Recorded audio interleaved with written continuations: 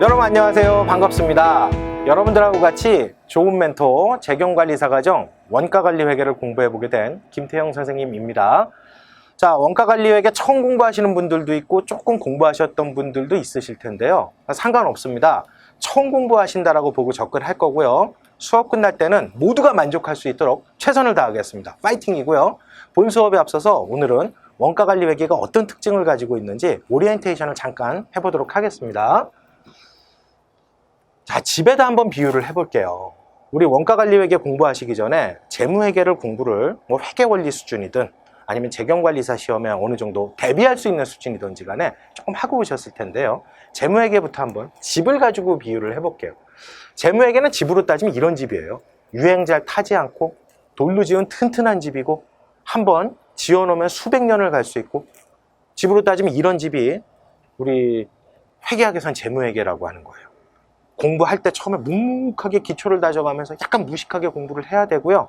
그리고 한 번만 공부해 놓으면 그 뿌리가 잘 흔들리지도 않고, 그리고 이때 이렇게 이게 몇 년 됐는지 모르겠는데 한 백수십 년 됐다라고 보면 그때부터 이런 돌집 짓던 기술이 발달해 와서 지금 뭐 여러 가지 건물들 뭐 이런 것들 짓게 된 거 아니에요? 마찬가지입니다. 재무회계를 열심히 공부를 해 두셔야 다른 과정에 대한 공부도 충실하게 하실 수가 있습니다. 자, 그러면 이제 재무회계하고 그 다음에 세무회계를 한번 비교를 해볼게요. 세무회계는 집으로 따지면 이런 집이에요. 고급주택이죠? 뭐 보면 아실 수 있어요. 수영장도 있잖아요. 아마 우리나라 집은 아닌 것 같아요. 미국 집이 아닌가 싶은데요. 근데 조금 유행이 지나간 집 같이 생겼죠. 제 생각에 한 1950년대, 60년대 이때 지어진 집이 아닌가 싶습니다. 세무회계가 집으로 따지면 이런 집 같은 과목이에요. 유행을 타요. 유행을 탄다는 건 무슨 말인가 하면 매년 바뀌어요. 세법 내용이 바뀐단 말이죠. 그럼 세무회계에서 공부할 내용도 개정된 세법 내용에 맞춰서 바뀌어야만 돼요. 그리고 두 번째, 화려하죠? 짓는데 그렇게 쉬워 보이진 않아요. 돈도 많이 들어갔을 것 같아요. 세무회계도 마찬가지입니다. 공부하시려면 시간과 노력이 좀 많이 들어갑니다. 이러다 보니까 자꾸 재무회계, 세무회계를 욕을 하는 것 같은데 그렇지 않습니다. 저희 좋은 멘토에서 강의하시는 선생님들 전부 다 한 팀이고요. 저랑 같이. 그래서 열심히 공부하셔야 돼요. 담당 선생님들께서 최선을 다해 주실 걸로 봅니다. 근데 저는 아무래도 원가관리회계 선생님이니까 원가관리회계의 특징을 쉽다, 선생님이 잘 가르친다 이렇게 얘기를 해야 될 거 아니에요. 그쪽에 좀 포커스를 맞추다 보니까 재무회계와 세무회계의 특징을 좀 이렇게 설명드릴 수 있었고요. 그럼 이제 비교를 해서 원가관리회계를 볼게요. 자, 이 집을 보시니까 어떤 생각이 드세요?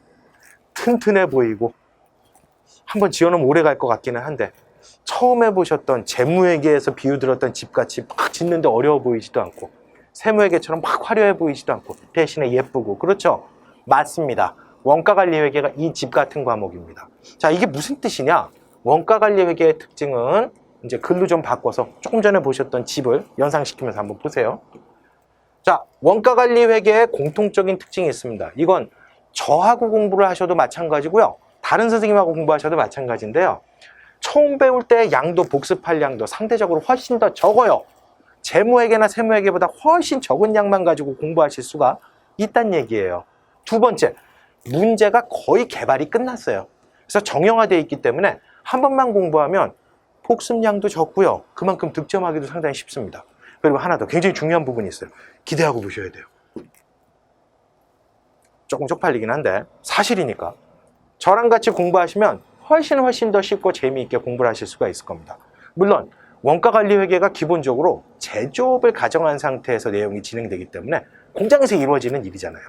그러다 보니까 조금 재미가 없고 딱딱하게 느끼실 수 있는데, 그럼에도 불구하고 김태형 선생님하고 같이 공부하시면 다른 과정보다는 훨씬 더 재미있게 할 수 있도록 제가 최선을 다할게요. 뭐 그래도 재미없다 그러면은 우리 카페 하단에 댓글 남겨주세요. 더 재미있게 해달라고. 그럼 더 노력할게요. 뭐 자신 있습니다.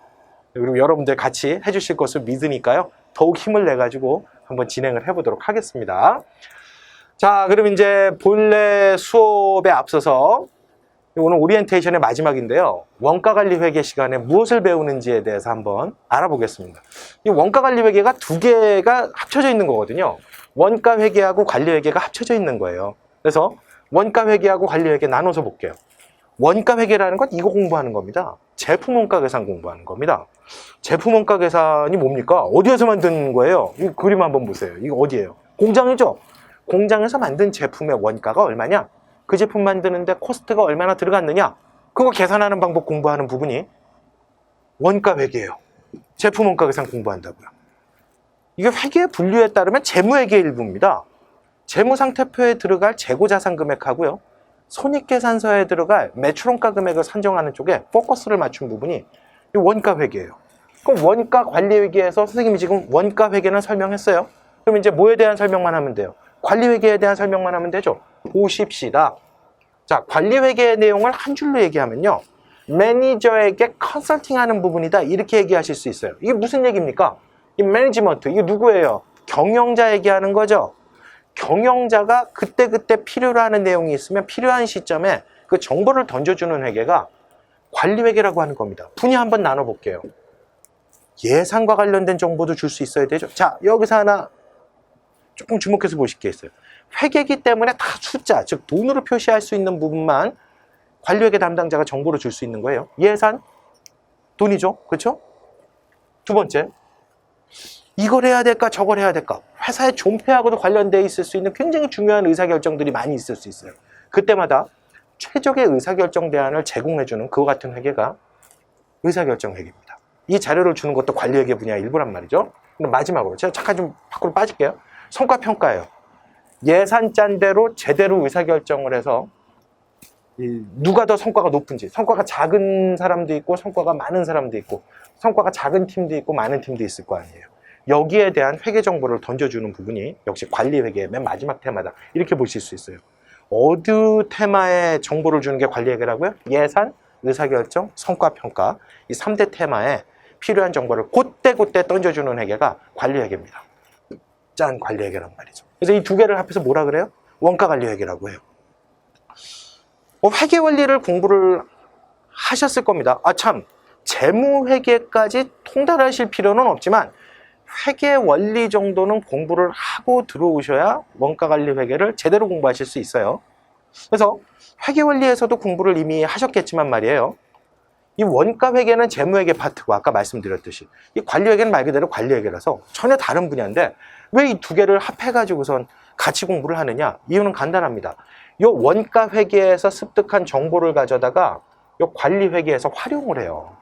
그러다 보니까 이 두 개의 과정이 함께 붙어 있는 거예요. 사실은 별개의 과정이다. 이렇게 보실 수가 있어요. 그래서 이제 이 두 가지를 공부를 하게 될 거고요. 출제는 원가회계에서 약 45%, 관리회계에서 약 55% 정도 출제가 됩니다. 이쪽이 분야도 더 넓고요. 사실 시험 문제화 시킬 수 있는 부분들도 좀 많아요. 그래서 이쪽에서 좀 더 많이 출제가 되고요. 이론형 문제보다는 계산형 문제가 조금 더 많이 출제가 되는데 걱정 마십시오. 계산 문제 너무 쉽게 풀 수 있도록 선생님이 풀이툴 다 제시해 드릴 거고요. 여러분들은 공부 내용만 숙지하고 연습만 조금 해주시면 돼요. 그러면 재경관리사 시험 합격은 물론이고요. 실무적으로도 분명히 필요한 지식을 다 입수하실 수 있을 테니까 믿고 따라오시기만 하면 됩니다. 이 두 가지 내용들 앞으로 같이 하나하나 살펴보도록 하겠습니다. 자, 이 정도 하면은 여러분들한테 앞으로 선생님이 어떤 과정 어떻게 강의할 것인지에 대한 설명을 좀 드린 것 같고요. 이제 본 수업 시간에 하나하나 뵙겠습니다.